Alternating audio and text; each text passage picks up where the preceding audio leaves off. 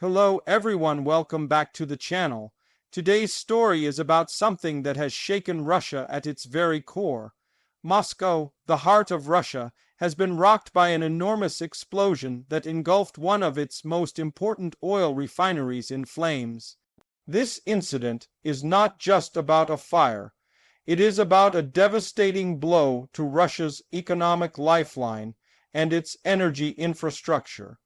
The images and reports emerging show fireballs rising into the night sky, thick black smoke covering the city, and emergency services scrambling to contain what many are calling the worst refinery disaster in recent memory. This blast has immediately triggered speculation about whether it was an accident or something far more deliberate. Russia's oil refineries are not just industrial plants. They are the backbone of its economy, fueling both domestic consumption and the massive energy exports that fund much of the Kremlin's war efforts and state operations. When such a facility in or near Moscow is destroyed, the impact reverberates far beyond the city. The blast reportedly originated in a storage and processing unit, where massive amounts of crude oil are held before being refined. Witnesses describe hearing a deafening boom, followed by windows shattering in neighborhoods several kilometers away. Some residents believed it was an airstrike. Others thought it was another drone attack, something Russia has been increasingly vulnerable to in recent months. The flames reached so high into the sky that satellites could detect the thermal signature from space, confirming just how catastrophic the explosion was. Russia's state media has tried to downplay the incident, suggesting it might have been caused by a technical malfunction. But independent sources and some leaks from within emergency response teams suggest the blast was so powerful and so sudden that it is unlikely to have been a simple equipment failure. Already, Ukrainian officials and pro-Kiev sources are hinting that this was a targeted strike deep inside Russian territory. If that is true, then this event signals a major turning point in the conflict, proving that Russia's capital and its most valuable energy sites are no longer safe. The strategic significance of oil refineries in Russia cannot be overstated. These facilities are where crude oil is transformed into usable products like gasoline, diesel, jet fuel, and other petrochemicals. Without them, the domestic economy slows down, supply chains stall, and exports fall dramatically. In war, energy is power.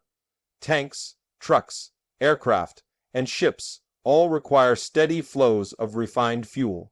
Disrupting this flow is one of the surest ways to weaken an adversary, and this refinery was among the largest in Russia, capable of processing millions of tons of crude annually. Its destruction is therefore more than a symbolic victory for those opposing Moscow.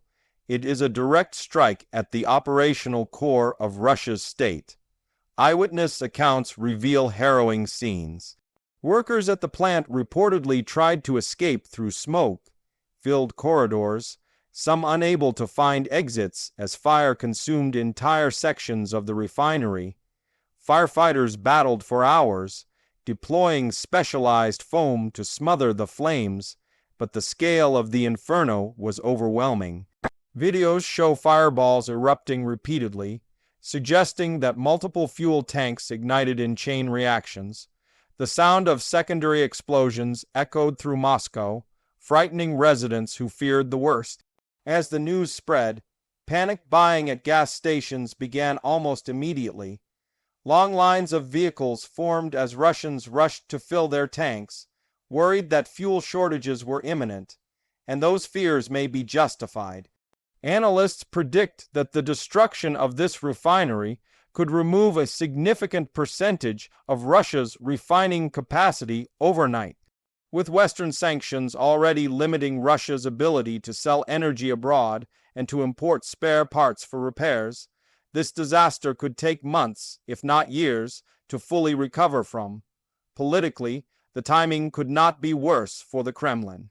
Vladimir Putin has repeatedly insisted that Moscow is safe, secure, and far removed from the chaos of the battlefield.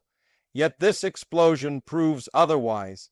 For the first time in decades, ordinary Russians living in the capital are experiencing the consequences of war in a tangible and frightening way. If this was indeed a Ukrainian strike, it demonstrates Kyiv's growing capability to hit strategic targets deep within Russian territory, undermining Putin's narrative of control and strength. For Ukraine, the symbolism of such a strike would be enormous. Kyiv has argued for months that Russian oil refineries are legitimate military targets because they supply the fuel that powers Russia's invasion. Western allies have been cautious about approving such deep strikes, fearing escalation. But if this attack truly originated from Ukraine or its partners, then it sends a clear message. Russia's war machine is not untouchable. It can be hit at its heart. Economically, the blow is devastating. Russia's budget depends heavily on oil and gas revenues. Even before this incident, the Kremlin was struggling to maintain output in the face of sanctions, price caps, and logistical bottlenecks. With one of its biggest refineries offline, export volumes will likely fall even further, depriving Moscow of billions in revenue. That money is essential for financing the war effort, paying soldiers, and maintaining domestic stability. A prolonged outage could create ripple effects across Russia's economy, fueling inflation, weakening the ruble, and increasing public dissatisfaction.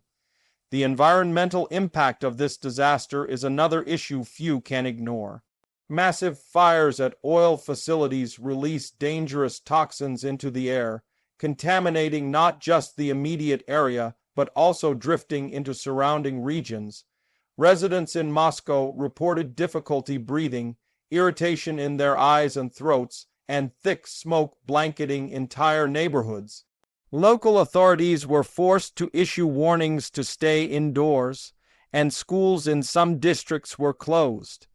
This raises questions about long-term health consequences and the ability of Moscow to protect its citizens from industrial catastrophes. Russia has tried to present an image of resilience, but cracks are showing. The emergency response, while massive, was visibly overwhelmed.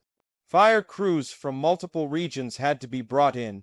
Helicopters hovered over the blaze for hours dropping water, and yet the flames raged uncontrollably for much of the night.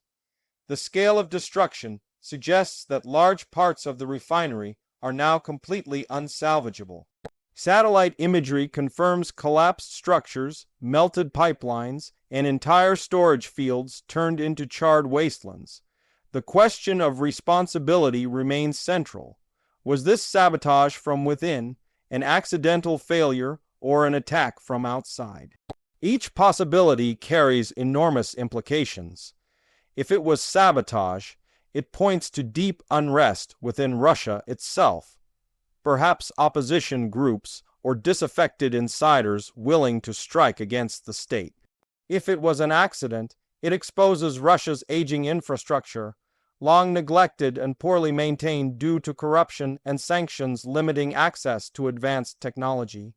And if it was an attack from Ukraine, it proves that Russia's air defenses, even around its most critical sites, are deeply flawed.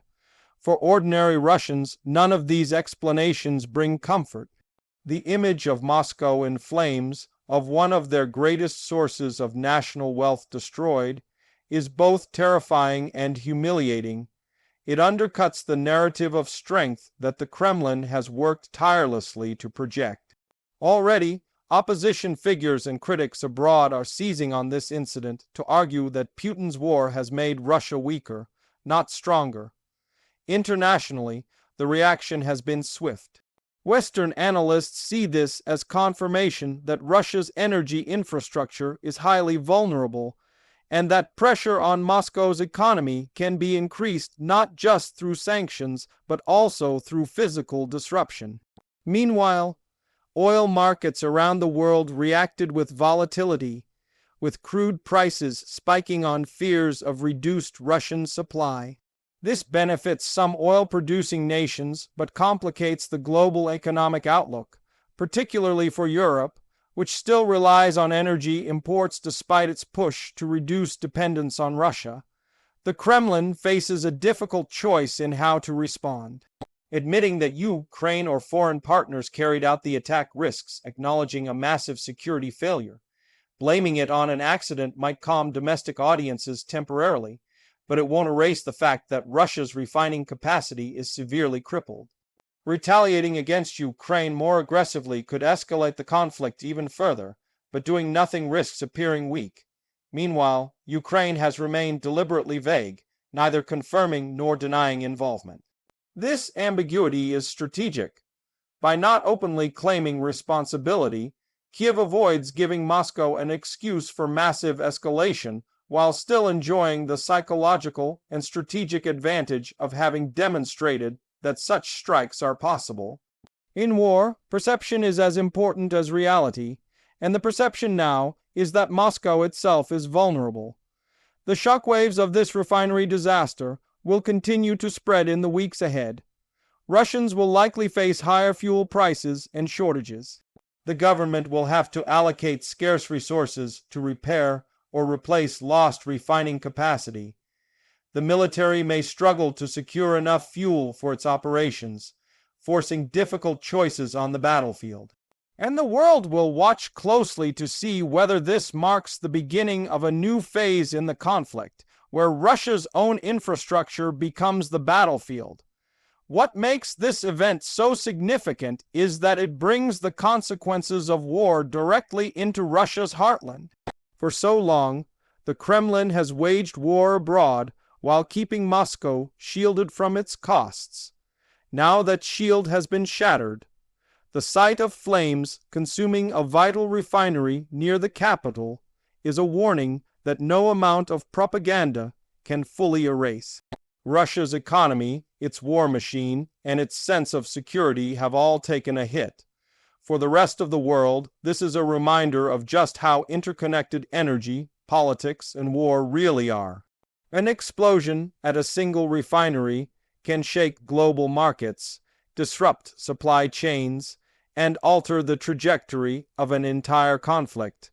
Moscow in flames is not just a headline, it is a symbol of how fragile even the mightiest powers can be when their vulnerabilities are exposed. As the investigation continues, more details will emerge, but what is already clear is that this was no ordinary industrial accident. It was a catastrophic event with massive strategic, political, and economic consequences. The destruction of Russia's biggest oil refinery is not just a local disaster. It is a global shock that will resonate for months, perhaps years to come. And so, as the smoke still rises over Moscow, the world watches, waiting to see how Russia will respond, and whether this marks the beginning of an even more dangerous phase of the war.